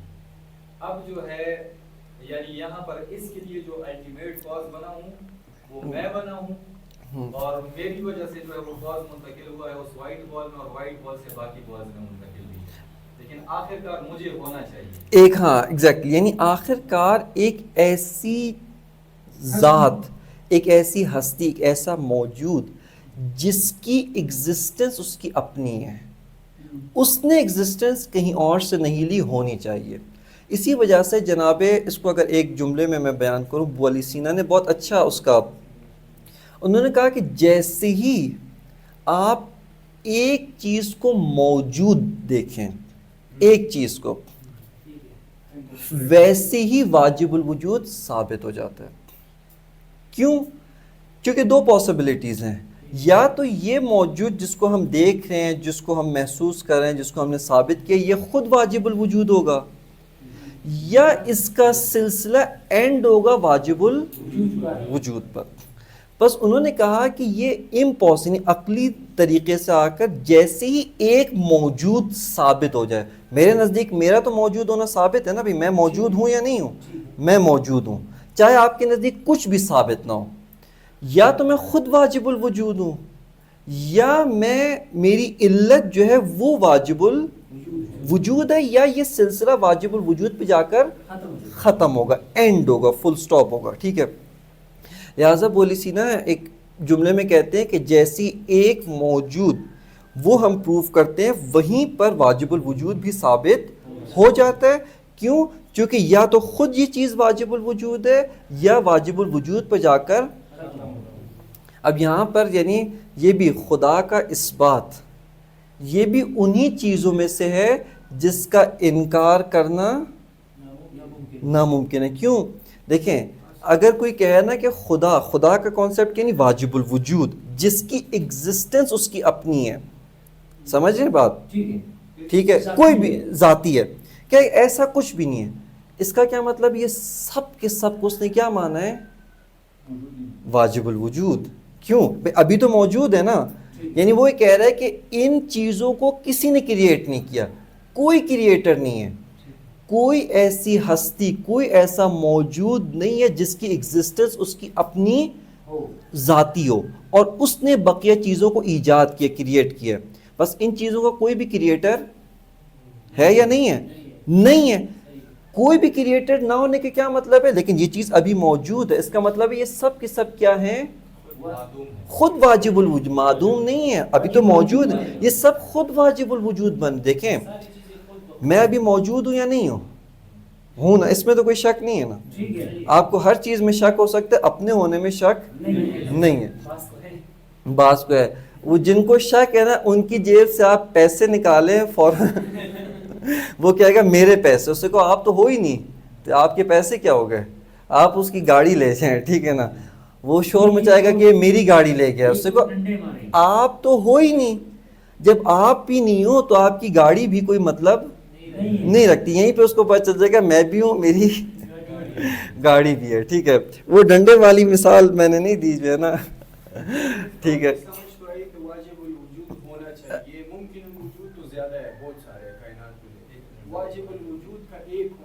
ابھی میں نے ایک ہونے پہ بات ہی نہیں کی، میں ابھی صرف بات یہ کر رہا ہوں کہ واجب الوجود ہونا چاہیے. یہ بات واضح ہو گئی کہ اگر آپ یہ کہیں کہ واجب الوجود نہیں ہے کوئی، یعنی کوئی خدا جس کو دین خدا کہتا ہے، اس کو علم فلسفہ کی ٹرمینالوجی میں کیا کہتے ہیں؟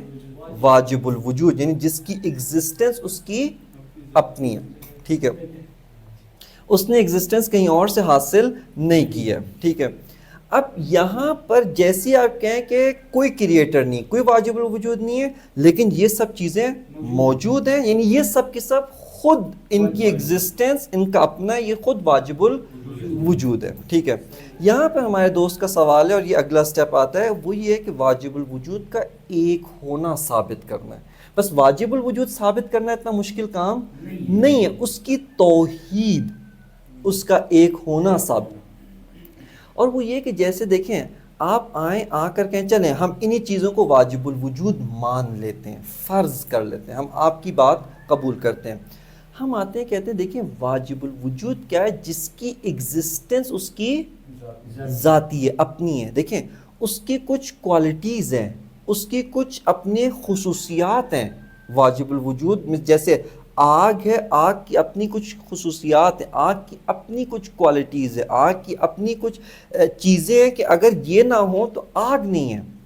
اسی طرح دیکھیں، واجب الوجود وہ ہے جس کے اوپر عدم محال ہے، یعنی وہ معدوم نہیں ہو سکتا.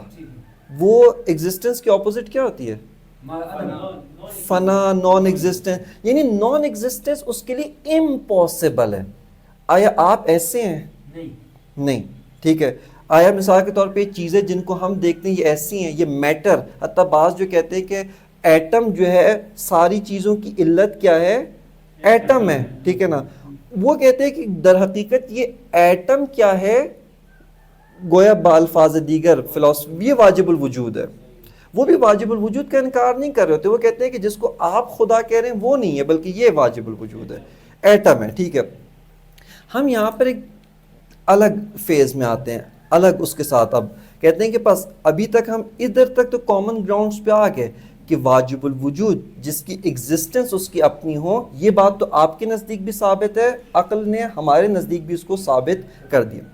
اب آتے ہیں، آ کر دیکھتے ہیں کہ جس چیز کو آپ کہہ رہے ایٹم وغیرہ، ٹھیک ہے، آیا اس میں واجب الوجود کی خصوصیات پائی جاتی ہیں یا نہیں پائی جاتی؟ جب ہماری عقل آ کر ان چیزوں کو تجزیہ کرتی ہے، تحلیل کرتی ہے، اس کے اندر واجب الوجود کی کوالٹیز نہیں پائی جاتی ہیں.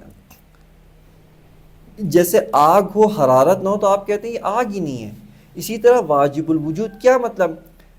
جس چیز میں حرکت ہو، موشن، حرکت، وہ چیز واجب الوجود نہیں ہو سکتی. جس چیز میں حرکت ہو، کیوں؟ دیکھیں موشن، ٹھیک ہے، حرکت کے مختلف اقسام ہیں. یعنی فلسفے نے آ کے حرکت کی بہت ساری اقسام کو بیان کی ہے. ہم زمانی بھی ہوتی ہے، مکانی بھی ہوتی ہے، اس کے علاوہ جو ہے نا اور بھی حرکت کی کافی ساری اقسام ہیں. ٹھیک ہے، اس کا قد بڑا ہوتا ہے، ایک چیز ہے چھوٹی ہے قد میں، قد بڑا ہو رہا ہے، یہ ایک طرح کی حرکت ہے. ٹھیک ہے، ایک چیز کی پلیسمنٹ ادھر تھی، ادھر سے اٹھا کے آپ نے ادھر رکھا، یہاں پہ اس کی کیا ہے، پلیس جو ہے وہ تبدیل ہوگی، یہ ایک طرح کی حرکت ہے. ٹھیک ہے، ٹائم تو حرکت کا لازمہ ہے، ٹائم ہے. ٹھیک ہے، ایک اور ہے سبسٹینشل موشن، یعنی حرکت جوہری، یعنی اس کی ذات بنیادی طور پہ بھی اندر سے چینج ہو رہی ہے، اس میں ہم نہیں جا رہے. لیکن دیکھیں حرکت کا جو لازمہ ہے نا، یعنی حرکت کسے کہتے ہیں اگر سادہ الفاظ میں ان ساری اقسام کو چھوڑ کے؟ حرکت یعنی ایک شے کا نقص سے کمال تک جانا، اس کو حرکت کہتے ہیں. ٹھیک ہے نا، بس واجب الوجود ناقص نہیں ہو سکتا، لہٰذا واجب الوجود میں حرکت بھی نہیں ہے. اسی وجہ سے یہ جو مٹیریلسٹک ورلڈ کی جتنی چیزیں جو میٹر کے ساتھ تعلق رکھتی ہیں، مادی ہیں، ان سب میں حرکت موجود ہے، پس وہ ان میں سے کوئی بھی واجب الوجود. یہ بات کون کر رہا ہے کہ مطلب واجب الوجود میں جو ہے حرکت پاسبل نہیں؟ یہ عقل کر رہی ہے. ٹھیک ہے نا، دیکھیں کیوں، میں مثال دیتا ہوں. ہر وہ چیز جس میں حرکت ہے نا، حرکت کیا ہوتی ہے؟ میں آپ کے سامنے یہ پلیسمنٹ، اس کی اگر حرکت کو ہم تھوڑا سا کھولیں نا، چونکہ بات لمبی ہو جائے گی، یہ آپ نے اس کو موو کیا یہاں پر، اس کا کیا مطلب ہے؟ اس کا مطلب ہے یہ چیز پہلے یہاں موجود تھی، یہاں سے ختم ہوئی، پھر یہاں ہوئی، پھر یہاں. یہ سارے جو اس نے جو پلیس کے سپینز کے ہیں یا جو مقاطع ہیں، سیڑھیاں کیا ہیں، یہ جو تھی یہ سب اس نے سٹیپس طے کر کے اب یہاں پر پہنچا ہے. یہ اس کو آپ فلسفیکلی طور پہ، فلسفی طور پہ جب ہم اس کو کھولتے ہیں، تحلیل کریں نا، تجزیہ کریں، یعنی یہ چیز پہلے یہاں موجود تھی، یہاں سے ختم ہوئی، پھر یہاں موجود ہوئی، دوسرے پھر آخر میں اس پلیس پر.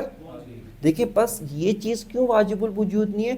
چونکہ جو چیز ایک جہت سے عدم کو، نان ایگزسٹنس کو قبول کر سکتی ہے، یہاں پر وہ من آل جہت یعنی من آل ڈائمینشنز بھی وہ نان ایگزسٹنس کو قبول کر سکتی ہے. اور جو چیز جس کی ذات ہی ایگزسٹنس ہو، اس کے اوپر نان ایگزسٹنس نہیں ہو سکتا. یعنی دیکھیں، چونکہ ہم نے پہلے ایک قاعدہ کہا تھا نا کہ استحالہ اجتماع، ایک چیز کی ذات ہی ایگزسٹنس ہے، بس وہ نان ایگزسٹنس کے ساتھ اکٹھے نہیں ہو سکتی. سمجھ رہے ہیں بات؟ بس واجب الوجود جو ہے وہ یہ عالم مادہ نہیں ہو سکتا. جی ابھی آپ سٹیپ بائی سٹیپ چلیں نا، جو ہے ساتھ چلیں جو ہے. بس یہاں پر جو ہے ہم نے کیا ثابت کیا کہ واجب الوجود کم از کم اس عالم مادہ میں نہیں ہے. ابھی ایک ہونا ثابت نہیں کیا، نہیں ایک ہونا ثابت نہیں کیا نا. ممکن ہے دو واجب الوجود ہو، دونوں نان مٹیریل ہوں، ٹھیک ہے، دونوں نان مٹیریلسٹک ہوں. اس کے اوپر بہت ساری اور دلیلیں بھی موجود ہیں، ان میں سے ایک دلیل میں سادہ سی آپ کی خدمت میں ذکر کرتا ہوں، چونکہ بعض اصل میں ہم نے اصل جو سیڑھی ہے وہ گم نہیں کر دی. وہ کیا ہے؟ عقل کی نگاہ میں دین کو ہم پروف کر رہے ہیں، ٹھیک ہے نا، دین کو ثابت کر رہے ہیں، دین کی آئیڈینٹی، دین کی ہویت، اس کو ثابت کرنا ہے. اس کے لیے ہم کہاں سے چلے؟ ایک سٹیپ کیا کہ میں موجود ہوں، میں ممکن الوجود ہوں، میری علت، یہاں تک کہ ہم نے واجب الوجود کو ثابت کیا. اس کے بعد یہ ثابت کیا کہ واجب الوجود اس مٹیریلسٹک ورلڈ میں نہیں ہو سکتا. اس مٹیریلسٹک ورلڈ کے اندر واجب الوجود پاسبل نہیں. ایک اور چیز یہ کہ دیکھیں اگر دو واجب الوجود ہوں، دو، ٹھیک ہے، دو ہونے کا کیا مطلب ہے؟ ایک منٹ رکے نا. دو ہونے کا کب دو ہوتے ہیں؟ جب ایک میں کچھ کریکٹرسٹکس ہوں جو دوسرے میں نہ ہوں، دوسرے میں کچھ کریکٹرسٹکس ہوں جو پہلے. یہاں پر دوئیت ہوتی ہے نا. ورنہ اگر آپ کہیں کہ دو چیزیں ہیں all dimensions سے سیم ہے، یہ دو نہیں ہے، ایک ہی. دیکھیں یہاں پہ آپ یہ فرض نہ کریں یہ ایک پین ہے بالکل آئیڈینٹیکل، یہ ایک اور پین ہے بالکل اسی کے آئیڈینٹیکل، نہیں. اس کو بھی فلسفہ کہتے ہیں کہ یہ سیم ہے. کس طرح سے سیم ہے؟ قد، یعنی اس کی ہائٹ، اس کی ڈائمنشنز، اس کا رنگ اس طرح سے سیم ہے، لیکن ابھی بھی ان کا وجود الگ الگ ہے، ان کی ایگزسٹنس الگ الگ ہے. یہ الگ، آپ اس کو توڑ دیں وہ نہیں ٹوٹے گا. ایگزسٹنس ان کی الگ الگ ہے. آپ اس کو بالکل نابود کر دیں وہ اپنی جگہ پر ایگزسٹنس بھی ایک ہو. یہ چیزیں دو نہیں ہو سکتی. لہٰذا وہ کہتے ہیں کہ اگر آپ دو واجب الوجود ازیوم کریں، فرض کریں، سمجھ رہے ہیں بات؟ دو واجب الوجود فرض کریں، اس کا کیا مطلب ہے؟ ایک میں، یعنی دو ہونے کا مطلب کیا ہے کہ ایک میں کچھ کوالٹیز ہیں جو دوسرے میں نہیں ہیں، دوسرے میں کچھ چیزیں جو پہلے میں نہیں ہیں. اس کا لازمہ کیا ہے؟ اس کا جو اگلا عقل اس سے ایک اور نتیجہ جو ڈرائیو کرتی ہے وہ یہ ہے کہ یہاں پر پہلا بھی ناقص ہے، دوسرا بھی ناقص ہے. نقص کسے کہتے ہیں؟ کہ ایک چیز، جیسے ایک چیز کچھ پہلو میں ایگزسٹ کر رہی ہے، کچھ اور پہلو میں نہیں کر رہی. نہیں، نقص کہیں مت دیکھیں. میں علم رکھتا ہوں، میرا علم ناقص ہے. علم ناقص کا کیا مطلب؟ مجھے 10 باتوں کا پتہ ہے، 100 باتوں کا نہیں پتہ. یعنی وہ 100 باتوں میں نان ایگزسٹنٹ ہوں، میں معدوم ہوں، میری ایگزسٹنس نہیں ہے موجود، وہ علم موجود نہیں ہے. واجب الوجود ہم نے کیا کہا؟ جو کسی بھی پہلو سے، کسی بھی جہت سے نان ایگزسٹنٹ نہ ہو. سمجھ رہے بات؟ کسی بھی جہت سے. بس یہیں پہ آپ حتیٰ واجب الوجود کا ایک ہونا بھی ثابت کرتے ہیں. کیوں؟ جیسی واجب الوجود ہے، کیا مطلب واجب الوجود ہے؟ یعنی ہر جہت سے کامل ہے، ہر ڈائمنشنز آپ کے مادی صرف نہیں، ہر پہلو، ہر صفت، ہر کوالٹی، علم کامل، قدرت کامل، حکمت کامل، ہر پہلو سے کامل. جو ہر پہلو سے کامل ہو اس کے اندر اسی کے آئیڈینٹیکل ایک اور موجود نہیں ہو سکتا. سمجھ رہے بات؟ ٹھیک ہے، یہاں تک بات ہو گئی واضح. اس کے بعد آتا ہے اگلا سٹیپ کیا ہے؟ جب ہم نے ایسی ذات، ایسا واجب الوجود پروف کیا، یہیں پر اس کا علیم ہونا، علم، یہ بھی ثابت ہو جاتا ہے. ساری کوالٹیز ثابت ہو جاتی ہیں. وہ کامل مطلق ہے، کمال رکھتا ہے، کسی جہت سے کوئی نقص، بس اس کا علم بھی کامل ہے. ٹھیک ہے.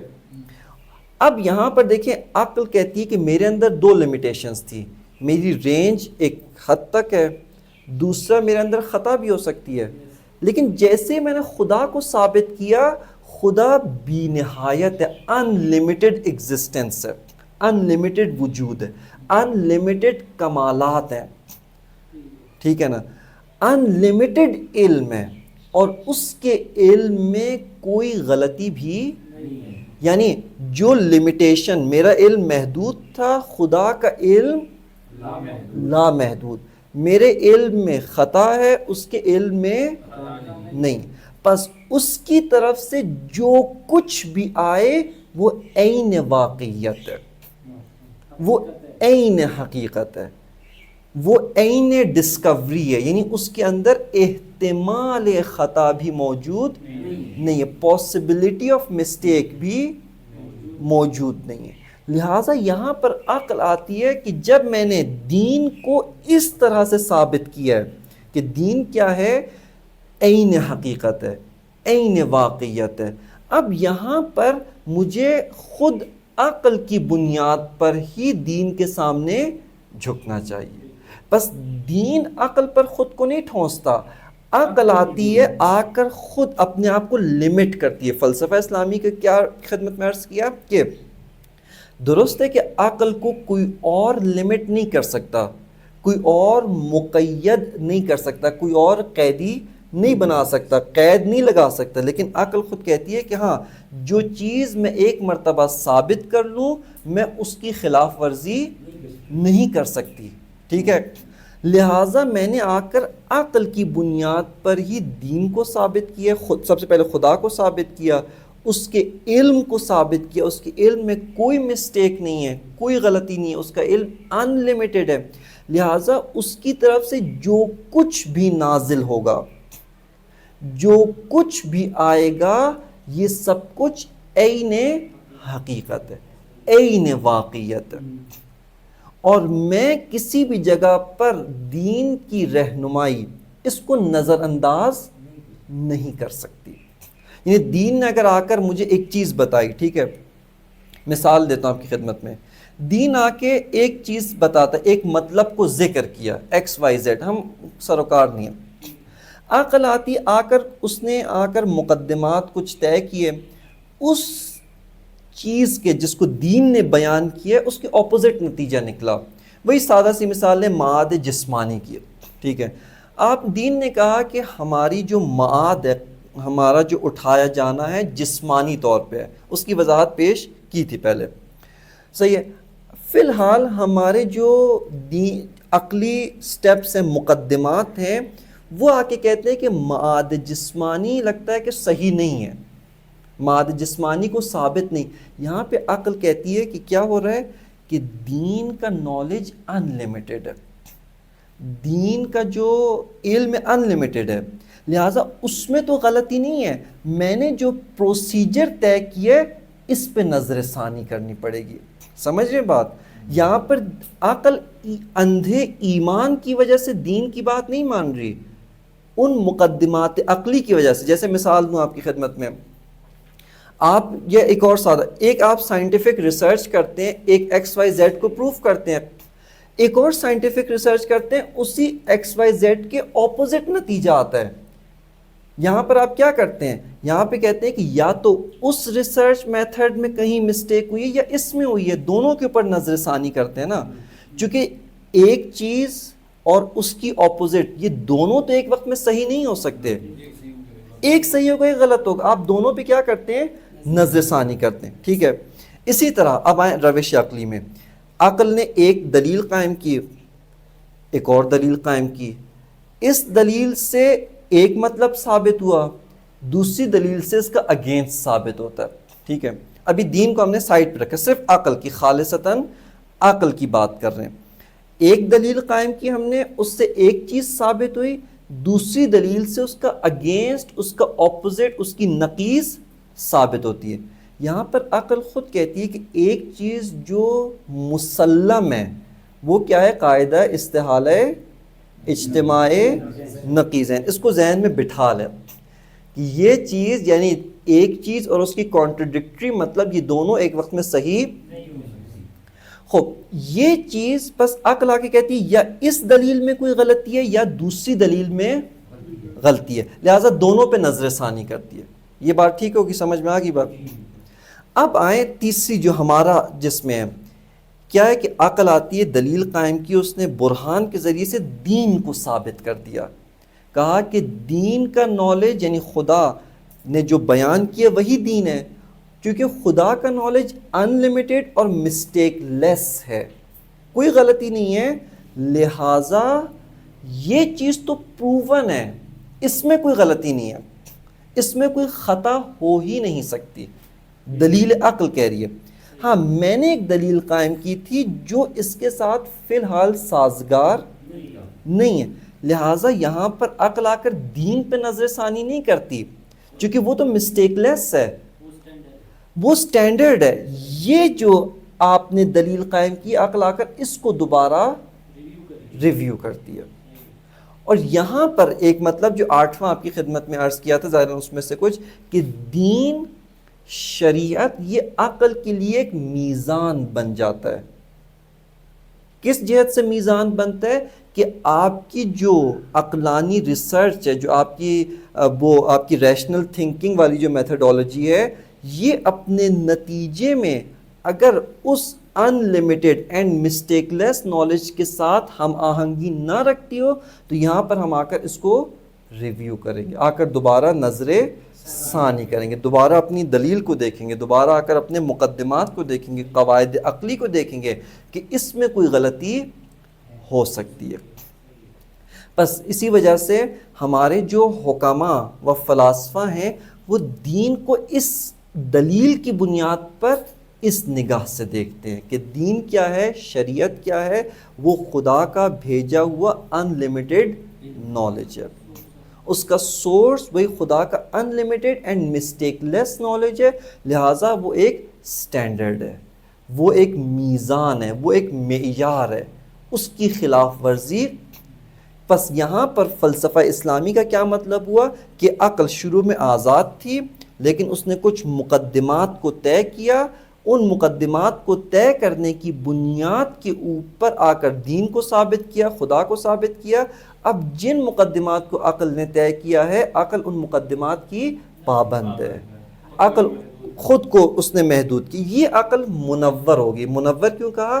یہ نور دین کے ساتھ انلائٹنڈ عقل ہے، یعنی خود اس عقل نے ایک چراغ ڈھونڈا اور اس دین کا چراغ، دین کا ایک سورج، چمکتا ہوا سورج ڈھونڈا، اب یہ عقل اس سے انلائٹنڈ ہو چکی، اب یہ خام نہیں رہی، امیچور نہیں ہے، میچور ہو چکی ہے، اس کی میچورٹی دین کی وجہ سے ہے۔ ٹھیک ہے، یہاں پہ ہمارا وقت ختم ہے، مجھے صرف 2 منٹ دیں، میں ایک چیز بیان کرتا ہوں، اس کے بعد ہم انشاءاللہ اس موضوع کو ختم کریں گے اور آپ کے سوالات سے ہم فائدہ اٹھائیں گے۔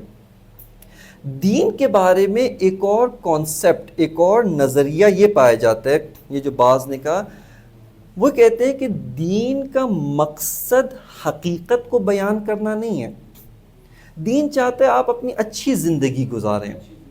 ٹھیک ہے نا، مثال کے طور پہ خدا بھی نہیں ہے، قیامت بھی نہیں ہے، عذاب بھی نہیں ہے، سزا بھی نہیں ہے، جزا بھی نہیں ہے، خوب پھر دین نے ان سب چیزوں کو کیوں بیان کیا؟ دین چاہتا ہے آپ خون خرابہ نہ کریں، آپ امن و سکون کے ساتھ رہیں، آپ سچ بولیں، جھوٹ نہ بولیں، آپ کی اس دنیاوی زندگی میں ڈسپلنڈ رہیں۔ آپ کو ڈسپلن کرنے کا کیا ذریعہ ہے؟ کچھ اس نے چیزیں جو ہے آ کر بنائی ہیں، امیجن کی ہیں، جیسے ہوتا ہے نا فرضی داستانیں، سبق آموز کہانیاں۔ سبق آموز کہانیاں کیا ہوتی ہیں؟ اس کے پیچھے کوئی ریالٹی نہیں ہوتی، کوئی واقعیت نہیں ہوتی۔ آپ کا ہدف کیا ہے؟ اس بچے کو میں سچ بولنا کی ترغیب دلانا چاہتا ہوں، ٹھیک ہے، یہی بتانا چاہتا ہوں جھوٹ بولنے کے نقصانات ہیں۔ آپ ایک داستان فرض کرتے ہیں، گھڑتے ہیں، من گھڑت داستان بناتے ہیں، کیوں؟ تاکہ مقصد کیا ہے؟ بچے کو سچ بولنے کی ترغیب دلائی جائے۔ بعض نے کہا دین اسی طرح کی ایک چیز ہے، دین ریالٹی کو بیان نہیں کرتا، دین کسی واقعیت کو نہیں بیان کرتا، بلکہ دین سبق آموز کہانیوں کی طرح ہے۔ یہ کہا ہے خدا ہے، یہ کہا ہے قیامت ہے، فرشتے ہیں، فلاں ہیں، شیطان ہے، شیاطین ہیں، یہ سب چیزیں، عذاب ہے، سزا ہے، جہنم ہے، بہشت ہے، یہ سب سبق آموز کہانی ہے۔ دین کا مقصد کیا ہے؟ دین کا مقصد یہ ہے کہ وہ آپ کو اپنی زندگی کے اندر ڈسپلنڈ کرے۔ یہ نظریہ باطل ہے۔ کیوں؟ دیکھیں دین کا سورس کیا ہے؟ ہم نے عرض کیا عقلی بنیاد پہ نہ، دین کا سورس علم خدا ہے۔ اس علم میں جب کوئی مسٹیک نہیں ہے، وہ علم مطابق واقعیت ہے، اور خدا بھی صادق ہے۔ صادق کا مطلب ہے نہیں سچا ہے، ٹھیک ہے، یعنی یہاں پر صادق ہونا ایک اس کی اخلاقی خصوصیت کے طور پہ نہیں دیکھ رہے، ایک ریالٹی کے طور پہ کہ واقعاً خدا سچ ہے. ریالٹی یہ ہے، یعنی کیا مطلب جو کچھ وہ بیان کرتا ہے وہ بھی ریالٹی ہے، وہ ریالٹی کے خلاف نہیں ہو سکتا. لہٰذا دین کے بارے میں یہ کانسیپٹ، یہ نظریہ کہ دین ایک افسانہ ہے جس کا مقصد لوگوں کی زندگی کو ٹھیک کرنا ہے، پریکٹیکل لائف. جیسے یہ بعض غربی ہیں سائیکالوجسٹ، یہ کیا نام تھا اس کا، ولیم جیمز، فرائڈ نے ایک میں نے جس کا پڑھا تھا، ولیم جیمز امریکن ایک سائیکالوجسٹ تھا، وہ ایک اس کا ایتھسٹ ہے، خدا پہ کوئی یقین نہیں، لیکن وہ کہتا ہے کہ میرے پاس بہت سارے سائیکالوجیکل مریض آتے ہیں، نفسیاتی مریض، ٹھیک ہے، کوئی پریشانی ہے گھر میں، وہ ہے خودکشی تک پہنچ جاتے ہیں بعض، ٹھیک ہے. اب یہ کہتا ہے کہ میرا بھی خدا پہ یقین نہیں، اس پہ بھی نہیں ہے، لیکن میں اس سے کہتا ہوں کہ آپ جو ہے نا چیریٹی کریں، اچھے کام کریں، آپ جائیں یتیم خانوں میں، اورفنس کے ساتھ ٹائم گزاریں، یعنی آپ اس سے کیا کریں، ریلیکس ہو جائیں گے. وہ جو آپ کے اندر طوفان بھرا ہوا ہے نا، ہیجان، اضطراب، آپ ریلیکس ہو جائیں گے. یا مثال کے طور پہ اس نے خود لکھا، وہ کہتا ہے کہ ہمارا کام جو ہے نا وہ پیغمبروں کی طرح ہو گیا ہے. یہ سب پیغمبروں، اس کے نزدیک پیغمبر کیا ہے، وہ حقیقت نہیں بیان کر رہے، وہ بھی ایک جو ہے نا سائیکالوجسٹ ہے جس کا کام لوگوں کے نفسیاتی امراض کو ٹھیک کرنا ہے. جس طرح اس نے پیغمبر کو سمجھا ہے ویسے ہی اس نے اپنے آپ پر بھی فٹ کیا ہے. یعنی وہ کہتے ہیں پیغمبر بھی آ کے کوئی حقیقت نہیں بیان کرتی، افسانے کہانیاں انہوں نے بنائی ہیں، ٹھیک ہے. موسیٰ تھا، فرعون تھا، مثلا ابراہیم تھے، نمرود تھے، یہ کہانیاں بنائی ہیں آ کر انہوں نے. کیوں؟ تاکہ لوگ زندگی میں اچھی زندگی گزاریں، آرڈر میں رہیں، ڈسپلن میں رہیں، ایک دوسرے کے حقوق کا خیال رکھیں، ایک دوسرے کی حد کو تجاوز نہ کریں. یہ آ کر انہوں نے بنائی. جبکہ آپ کی خدمت میں عرض کیا کہ یہ نظریہ دین کی بنیاد پر تو باطل ہے ہی ہے، عقلی بنیاد پر بھی باطل ہے. لہٰذا عقل کی بنیاد پر جب ہم نے دین کی حقانیت، دین کی اوتھینٹسٹی کو ثابت کیا، اس کے ان لمیٹڈ نالج کو ثابت کیا اور اس کے مسٹیک لیس ہونے کو ثابت کیا، یہاں پر آتی ہے عقل، آ کر دین کے سامنے خاضع ہوتی ہے، دین کے سامنے سر جھکاتی ہے، اور دین کو عقل اپنی وجہ سے عقلانی دلیل کی بنیاد پر امپورٹنس دیتی ہے. لہٰذا یہاں پر ہمارے سامنے جو فلسفہ تشکیل پاتا ہے، فلسفہ اسلامیہ، اور یہاں پر عقل واقعاً دین کی قید سے مقید ہو سکتی ہے. کس وجہ سے؟